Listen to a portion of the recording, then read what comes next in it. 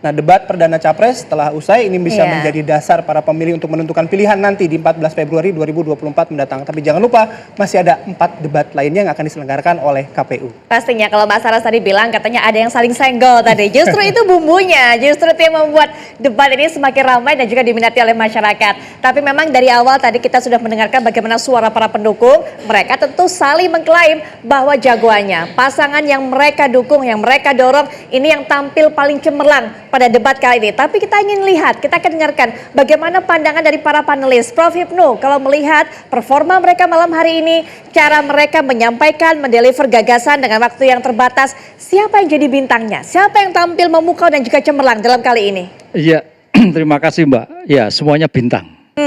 Semuanya bintang dan gagasannya luar biasa.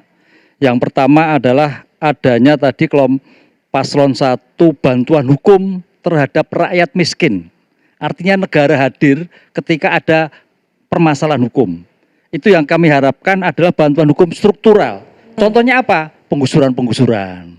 Itu yang sekarang penggusuran jalan, penggusuran semuanya lah. Itu kadang-kadang ada suatu perdebatan-perdebatan. Satu. Kemudian paslon yang kedua, aset.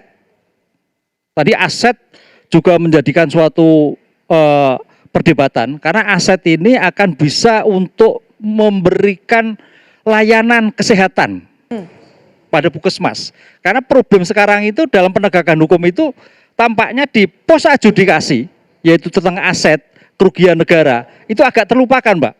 Semua rame pada di pra-adjudikasi, pengungkapan. Begitu pada putusan, seolah-olah hilang. Apalagi terkait narkotika. Nah ini penting sekali, karena itu bagian dari pendapatan negara untuk kembali pada negara. Sehingga harus kejar-kejaran dengan pelaku tindak pidana korupsi, aset-aset tidak menjadi hilang, terjual dan sebagainya. Itu yang kedua. Ketiga, paslon yang ketiga, itu adalah equality before the law.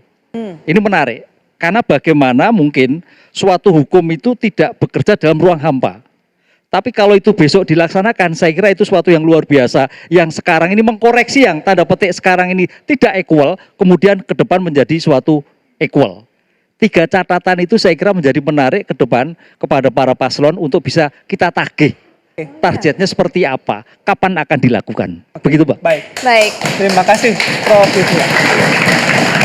Saya langsung bergeser ke Mas Burhan. Mas Burhan, dari penampilan ketiga paslon, ketiga capres tadi, dengan tema yang diangkat oleh KPU, apakah itu sudah memenuhi ekspektasi, setidaknya mendekati target sesuai dengan tema yang disampaikan?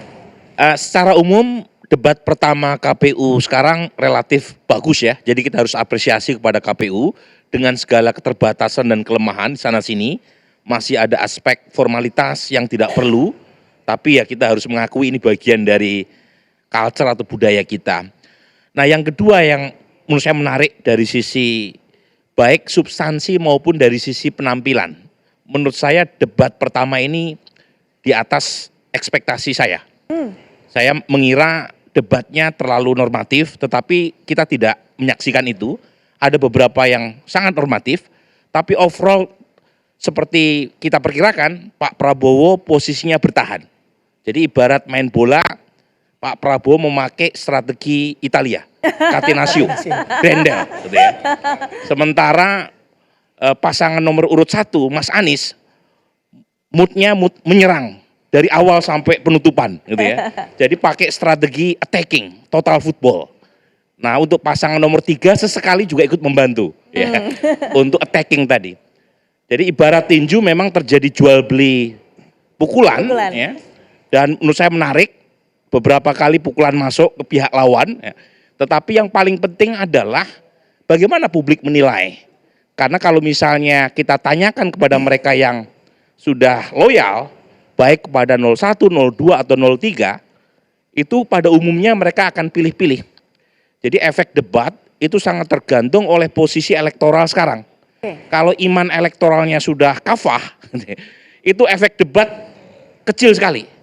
Jadi karena masing-masing cenderung cherry picking, memilih mana yang dianggap paling bagus, sembari menyembunyikan kelemahan dari capres yang mereka dukung. Jadi metode card stacking itu biasanya dipakai tuh, terutama oleh para pemilih loyal yang relatif menutup mata terhadap penampilan baik dari pihak lawan dan mengunggul-unggulkan kalau misalnya capresnya mencetak gol ke gawang lawan. Nah, efek debat itu besar terutama di kalangan pemilih swing. Nah, hari ini ada 20-27% pemilih swing. Ada dua kategori pemilih mengambang, yaitu pertama adalah mereka yang sudah punya pilihan tetapi masih membuka diri untuk pindah ke lain hati. Itu sekitar 20%. Nah, yang kedua adalah mereka yang belum menentukan pilihan, antara 6-7%. Nah, dari studi saya, efek debat itu sangat kuat di kelompok pemilih mengambang, baik undecided atau pemilih yang bisa berubah pilihan. Nah, karena besarannya itu cukup lumayan, artinya bisa menentukan dua hal. Satu, untuk memastikan tidak terjadi satu putaran. Yang kedua, untuk memastikan siapa yang masuk putaran kedua. Jadi di situ nanti kita akan cek, karena terus terang dari studi, efek debat itu ada dua level. Satu, buat mereka yang menonton. Nah, pengalaman 2014, survei saya setelah debat yang pertama, hanya 34% yang menonton. Karena topiknya kurang menarik saat itu. Tetapi debat yang kedua, yang nonton lebih banyak, 56%. Tapi ternyata efek debat bukan hanya terjadi di kalangan mereka yang menonton. Karena kita tahu setelah debat selesai kan muncul perdebatan lagi di media sosial. Oleh para spin doctors, oleh para pendukung yang mencoba memframing apa yang mereka lihat, apa yang mereka kesankan kepada mereka yang tidak menonton. Nah, jadi kita pengen tunggu seberapa besar efek debat tadi, ya lepas dari persoalan substansi atau narasi apa yang dipakai, tapi overall saya menilai apa yang kita saksikan hari ini di debat pertama nilainya 8 dari 10. Jadi tepuk tangan buat KPU. 8 dari 10, yang lebih tinggi diberikan dari Mas Burhan. Oke, tadi kalau setiap relawan pasti merasa bahwa jagoannya yang paling oke malam hari ini.